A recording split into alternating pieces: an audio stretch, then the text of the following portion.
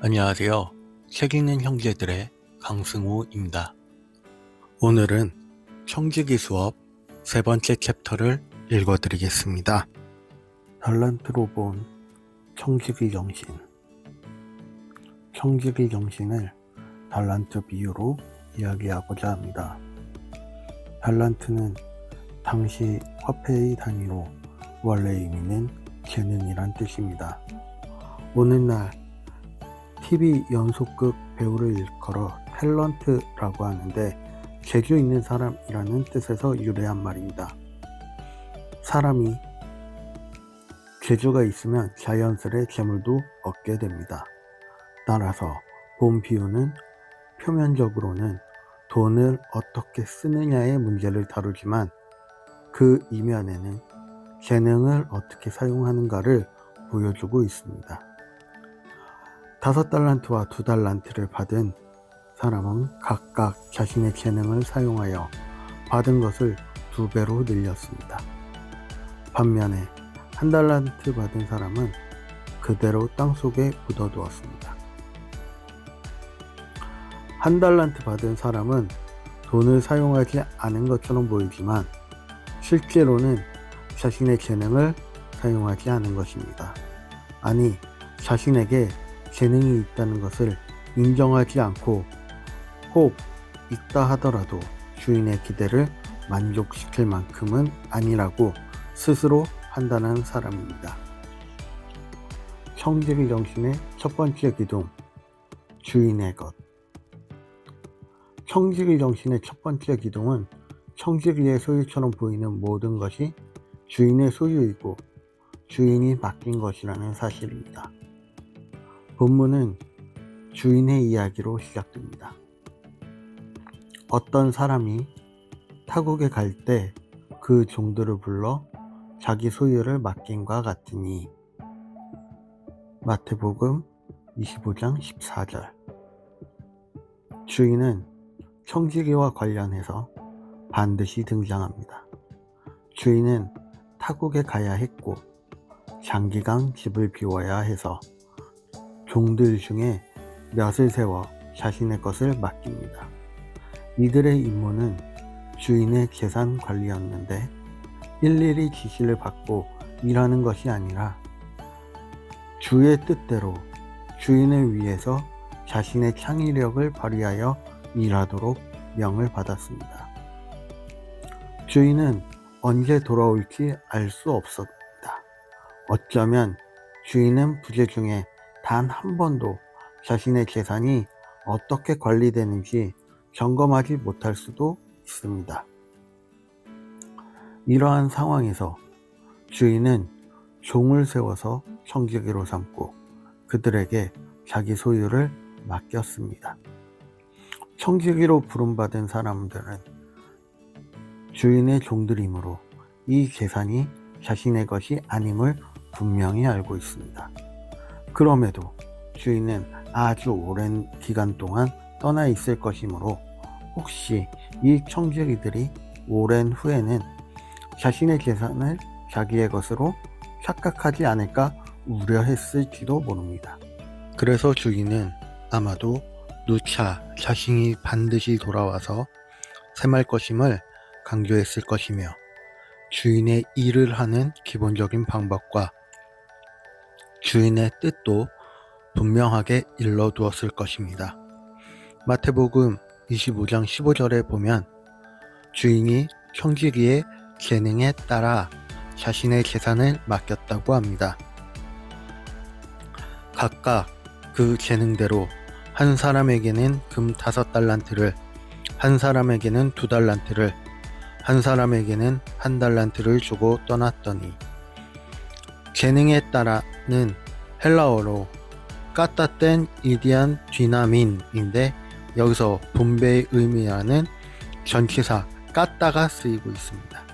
누가복음 12장 42절에 나오는 때를 따라에 쓰인 따라와 같은 용례입니다. 청지기 정신의 두 번째, 세 번째 기둥, 주인의 뜻과 셈. 주인이 자신의 뜻과 일을 하는 방법, 셈이 있음을 알려주었다는 것은 비유의 시작부터 충분히 알 수 있습니다. 비유의 시작인 마태복음 25장 14절에서 주인이 타국에 가기 전 그 소유를 맡기는 모습에서부터 필연적으로 그가 돌아와 셈할 것이라는 사실을 예측할 수 있기 때문입니다. 비유의 절정에 해당하는 19절에서 30절까지의 내용을 보면 주인이 돌아와서 셈하는 모습이 있는데, 이 비유에서 가장 긴 부분입니다. 청지기 정신의 세 번째 기둥인 주인의 셈은 반드시 다가옵니다. 이것이 없다면 청지기 정신은 의미가 없습니다. 주인의 셈이 없다는 것은 주인이 사라졌거나 주인이 자신의 소유에 별 관심이 없다는 뜻인데, 이는 선한 주인에게는 있을 수 없는 일입니다.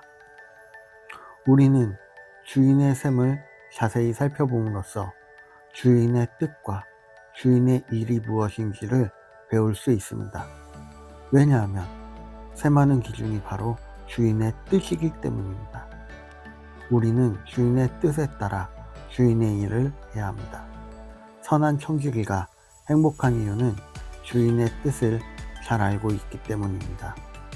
선한 주인을 성심으로 섬겨서 주인의 일을 통하여 주인의 뜻을 이루는 것은 엄청난 행복입니다. 선한 청지기는 행복한 청지기입니다. 선한 청지기의 구체적인 모습. 5달란트와 2달란트를 받은 종들이 어떻게 주인의 일을 하였는지 살펴봅시다. 우리는 이를 통해서 선한 청지기의 모습을 배울 수 있습니다.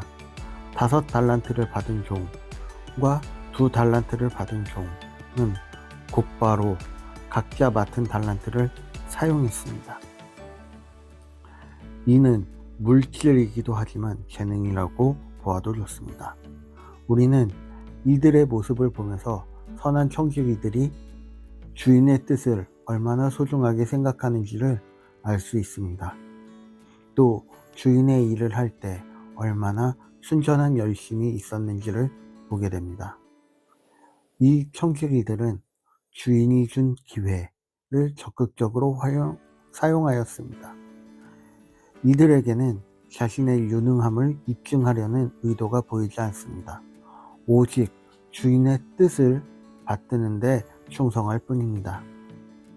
이는 주인이 자신을 신뢰하여 맡긴 것에 대한 진정한 감사에 따르는 마땅한 태도입니다. 달란트는 종들이 스스로 노력해서 획득한 것이 아니라 주인의 뜻에 따라 주어진 것입니다.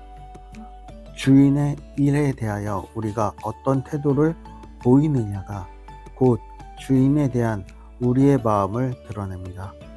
우리가 정말 주인을 믿고 신뢰하는가, 그렇지 않은가 드러나는 것입니다. 주님은 당신이 맡긴 일에 대한 우리의 태도를 보면서 우리를 판단하십니다.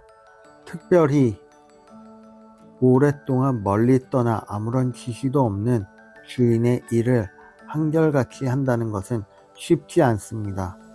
그럼에도 이는 나를 신뢰해서 주인의 것을 맡겨주심에 대한 마땅한 도리입니다.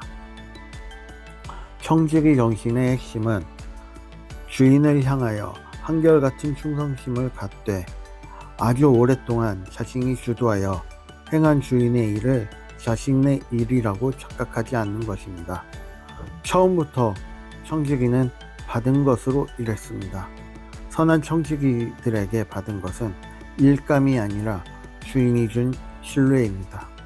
따라서 청지기의 삶은 받은 것에 대하여 선하게 반응하는 것이며 이를 끝까지 유지하는 것입니다. 자신을 신뢰해준 주인은 이 세상에서 가장 신뢰할 만한 분이기에 그분이 나에게 맡긴 것은 지극히 멋진 것이며 내가 감당할 만한 것이기에 열정을 다하면서 이를 감당해야 하는 것입니다.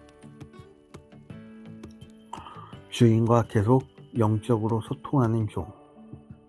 어찌 보면 주인은 타국에 가 있는 동안 청지기들을 방치한 것처럼 보일 수 있습니다. 그리스 신화에 나오는 신과 여호와 하나님은 아주 많이 다릅니다. 그리스 신도 세상을 창조합니다. 그런데 이들은 피조물에게 관심이 없습니다. 그래서 자신들의 세계에 살면서 피조물과 분리되어서 피조물을 도무지 돌보지 않습니다. 청지기를 세운 주인은 그리스 신과 같을까요? 여호와 하나님은 세상을 창조하셨고 인간과 분리하셨습니다. 관심이 없어서가 아니라 너무나 관심이 많은데 인간이 죄를 지음으로 오염되었고 그 결과 하나님과 함께 할 수 없게 되어 분리된 것입니다. 성경은 인간이 에덴 동산에서 쫓겨났다고 하지만 사실은 인간이 하나님을 떠난 것입니다. 하나님은 이후로도 인간에게 지대한 관심을 가지고 계십니다. 그리고 하나님의 방법으로 인간을 돌보고 계십니다. 만약 그렇지 않다면 이 세상에는 셀 수 없는 횟수의 대홍수가 있었을 것입니다. 하나님이 인간과 맺은 첫 번째 언약은 노아와 홍수 후 맺은 것인데 이는 하나님께서 다시는 인간을 물로 멸하지 않겠다고 선언하신 것입니다. 선한 청지기는 주인이 준 달란트를 사용하는 동안 쉬지 않고 주인의 뜻을 생각했을 것입니다. 주인의 뜻이 무엇일까? 생각하고 또 생각하며 일하고 검증하기를 반복했을 것입니다. 이 청지기는 주인의 뜻을 받들어 주인의 일을 하려고 매일 다짐하였을 것입니다. 이러는 동안 청지기는 선해진 것입니다. 이러는 동안 멀리 있는 주인과 계속 영적으로 소통하고 있던 것입니다. 누가복음 12장 42절은 주인의 일을 테라페이아로 표현한다고 했습니다. 테라페이아는 주인을 대신해서 다른 종들을 적절하게 대하는 것이며 이를 통하여 서로 치유가 일어나는 것입니다. 그리고 이는 모든 일을 사력 있게 감당하는 것입니다. 청지기들은 가진 재능이 많아서가 아니라 주인의 선하고 고귀한 뜻을 그 어떤 것보다 귀히 여겨서 열정을 다하여 그 뜻을 받들었기 때문에 주인이 기뻐하는 선한 청지기가 되었습니다. 불의한 청지기, 무엇이 문제였나? 한 달란트 받았던 자는 와서 이르되 주인이여 당신은 굳은 사람이라 심지 않은 데서 거두고 해치지 않은 데서 모으는 줄을 내가 알았으므로 두려워하여 나가서 당신의 달란트를 땅에 감추어 두었나이다. 보소서 당신의 것을 가지셨나이다. 그 주인이 대답하여 이르되 악하고 게으른 종아, 나는 심지 않은 데서 거두고 해치지 않은 데서 모으는 줄로 내가 알았느냐. 마태복음 25장 24절에서 26절 말씀. 본 비유의 핵심은 한 달란트 받은 종에게 있습니다. 청지기로 부름받기는 했는데 불의한 청지기가 된 사람에 관한 이야기입니다. 한 달란트 받은 청지기의 이야기는 우리에게 반면교사의 역할을 하고 있습니다. 한 달란트 받은 사람처럼 되지 말아야겠다는 다짐을 하는 것입니다. 그는 한마디로 무지했습니다. 하나님에 대한 무지는 하나님의 뜻에 대한 곡해를 낳고 하나님의 일을 하지 않고 엉뚱한 짓을 하게 만듭니다. 이런 무지의 첫 단추는 하나님을 잘못 알고 있기 때문에 생긴 것이며 이는 하나님에 대한 무관심에서 비롯된 것입니다. 한 달란트 받은 종은 주인을 굳은 사람이며 심지 않은 데서 거두고 해치지 않은 데서 모으는 줄로 알았다고 합니다. 그래서 두려워하여 한 달란트를 땅에 감추어 두었다고 말합니다. 하나님에 대한 무시는 하나님의 일을 하면서 도리어 하나님께로부터 멀어지게 합니다. 왜냐하면 하나님이 두려워지기 때문입니다. 신앙의 신비는 두려운 하나님과 가까워지는 것입니다. 왜냐하면 하나님에 대한 두려움은 경외함이지 공포가 아니기 때문입니다. 마치 아이들이 아빠를 친근하게 부르듯 두려운 하나님과 아무런 격이 없을 정도로 가까워지는 것입니다. 그러므로 우리는 하나님의 일을 하면서 하나님과 가까워져야 합니다. 심지 않은 데서 거두고 배치지 않는 데서 모은다. 이런 표현은 하나님의 전능하심을 나타낸다고 할 수 있습니다.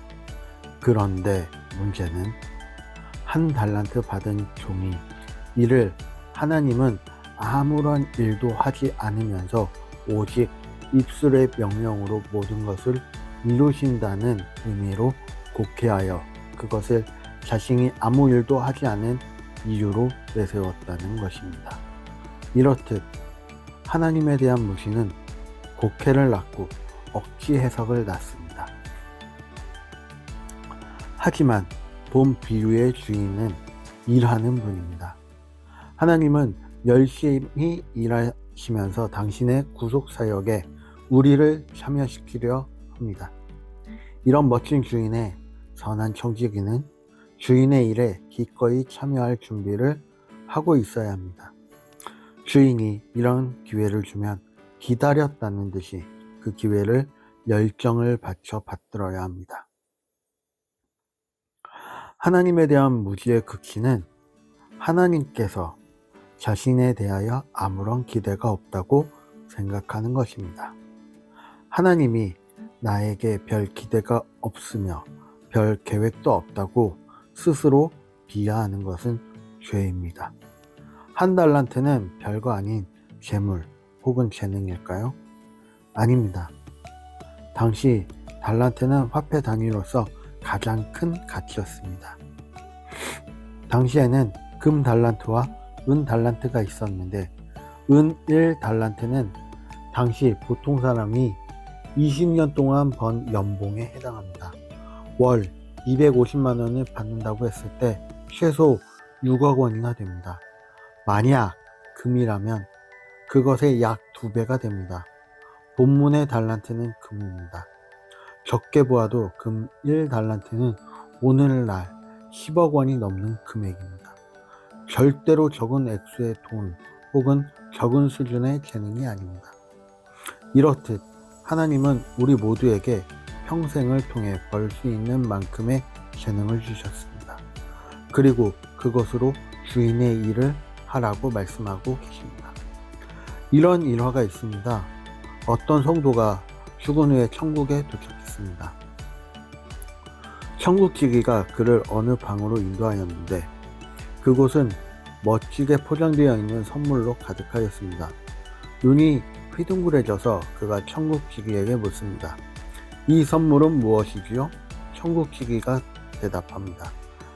이것은 모두 그대에게 배달되었던 것인데 그대가 수신거부를 하여 여기에 보관해둔 것입니다. 우리 모두가 이 성도와 같은 경험을 할 것 같습니다. 우리에게는 사장되어 버린 주인의 선물이 참으로 많다는 생각이 듭니다. 누구나 주인의 뜻을 헤아릴 수 있다. 사업에 실패해 본 사람들은 한 달란트 받은 종에 대한 비유를 걸림돌로 여길지도 모릅니다. 그들의 생각은 대체로 다음과 같습니다.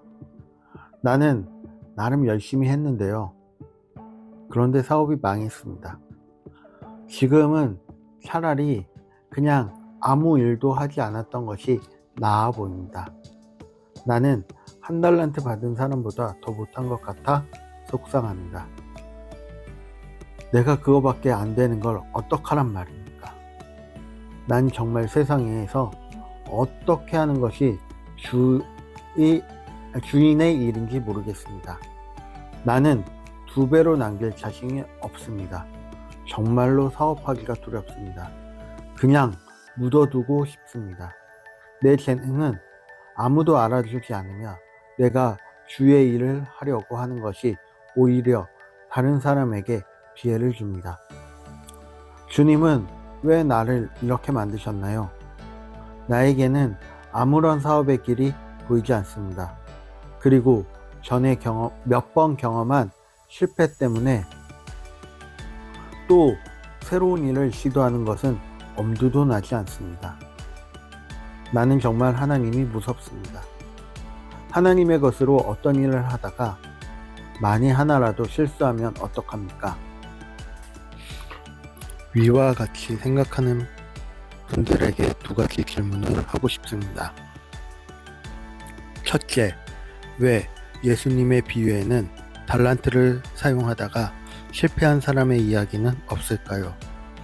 둘째, 당신은 정말 사업을 하면서 주님의 뜻을 따르려고 했는데 주님의 뜻을 도무지 이해할 수 없었나요? 정말 주님의 일이라고 확신하여 일을 계속 점검하면서 했다지만 사실은 주인의 일이 아니라 나의 일을 한 것이 아닐까요? 누구든지 주인의 일을 받들어 주인의 일을 하려고 애쓰면서 자기를 점검하면 점점 더 분명하게 주님의 뜻을 알게 됩니다. 왜냐하면 주님을 가까이 하려 하면 주께서 가까이 해주시기 때문입니다. 하나님을 가까이 하라. 그리하면 너희를 가까이 하시리라. 죄인들아, 손을 깨끗이 하라. 두 마음을 품은 자들아, 마음을 성결하게 하라. 야고보서 4장 8절. 정말 주인의 일을 하고 싶다면 바로 가서 주인의 일이라 생각하는 일을 시작하십시오. 그리고 그 일을 주인의 뜻에 따라 완수하려 계속 점검하고 주인의 뜻이 무엇인지 헤아려 보십시오. 하나님의 뜻에 대한 감각이 생기고 점점 분별이 됩니다. 사업하기가 두렵다는 분들에게 드린 첫 번째 질문으로 돌아가면 주인의 셈은 2배로 남긴 것에 있지 않고 주인의 일을 바로 가서 시작하여 주인의 뜻을 분별하며 최선으로 주인의 일을 하려 한 것에 있습니다. 이런 청지기는 비록 주인의 일을 하면서 주인과 직접 대화할 기회를 얻지 못해도 성심으로 주인의 일을 하려고 애쓰는 동안 주인의 심장을 갖게 됩니다. 청지기가 받을 보상 vs 벌. 오랜 시간이 지난 뒤였지만 주인은 돌아왔습니다. 그리고 청지기들이 한 일을 평가합니다. 주인의 셈은 본 비유의 핵심입니다.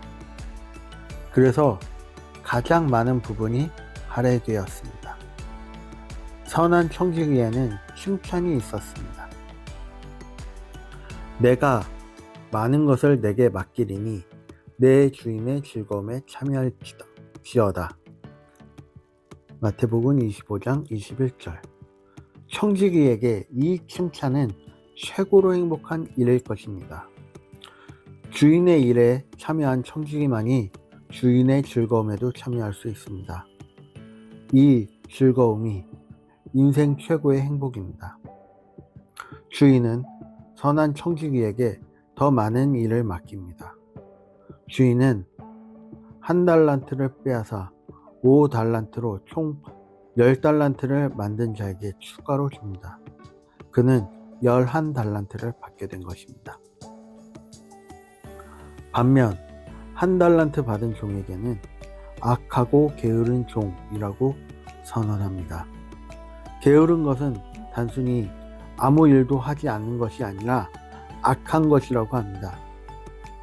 벌을 받는 청지기에게 게으름은 단순히 무지한 것도 어리석은 것도 아니라 악한 것입니다. 그가 받은 벌에 대하여 성경은 무려 3개의 절을 할애하여 상세히 기록합니다. 그에게서 그 한 달란트를 빼앗아 10달란트 가진 자에게 주라. 무릇 있는 자는 받아 풍족하게 되고 없는 자는 그 있는 것까지 빼앗기리라. 이 무익한 종을 바깥 어두운 데로 내쫓으라. 거기서 슬피 울며 이를 갈리라. 마태복음 25장 28절에서 30절. 아주 심한 벌입니다. 앞장에서 불의한 청지기가 받는 벌과 비교해 보십시오. 성경은 반복해서 무지한 청지기는 심한 벌을 받게 될 것을 경고합니다. 나는 이러한 심한 벌이 있는지 알지 못했습니다. 단순한 가오이며 무지입니다. 누구나 이 정도로 주인이 없는 시간을 남용하는 것은 흔한 일 아닙니까? 성경은 이런 변명이 통하지 않을 것이라고 명시하고 있습니다. 지금부터는 저의 이야기입니다. 주인의 것으로 일한다는 사실, 일할 때 주인의 뜻에 맞게 행해야 한다는 사실, 마지막으로 셈이 있다는 사실, 어찌 보면 당연한 것인데 잊고 사는 것 같습니다. 앞서 이야기했던 모든 것은 주인인 하나님이 나에게 허락하신 것들입니다.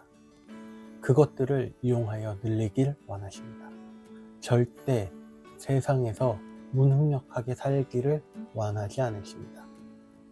남의 재능과 능력을 부러워할 필요도 없습니다. 나에게 주신 능력을 잘 이용하길 원하십니다. 지금 생각해보면 10대, 20대 때 가지고 있던 달란트가 많았던 것 같습니다. 하지만 사회생활을 한다고 그 달란트 중 일부를 사회생활과 관련된 것들만 사용하고 다른 달란트들은 잃어버린 것 같습니다. 내가 가진 것만 잘 지켜도 잘 활용해도 하나님은 기뻐하신다고 하였습니다. 이 활용에 있어서도 하나님 뜻에 맞아야 한다는 것입니다. 나에게 허락하신 이 달란트들을 하나님이 기뻐하지 않는 데 사용한다면 불의한 청지기가 될 것이고 역시 그 달란트 또한 빼앗길 것입니다. 다행히 하나님께서 기뻐하시는 일은 알기 쉽습니다. 약하고 어려운 자를 돕고 하나님의 뜻을 전 세계 땅끝까지 전하는 것입니다. 마지막으로 셈이 있다는 것입니다. 하나님의 셈은 얼마나 늘렸느냐보다 얼마나 잘 사용했느냐인 것 같습니다. 부지런히 명령에 따라 성실히 하면 그게 셈이라고 하는 것 같습니다. 주신 능력의 몇 배를 바라보고 하나님 뜻과 다르게 사용하는 것보다 조금 부족해도 하나님의 뜻대로 사용하려고 노력하는 모습을 기뻐하시는 것 같습니다. 다음 시간은 네 번째 챕터 재물에 마음을 쏟지 말고 하나님께 투자하라에 대하여 이야기해 보겠습니다.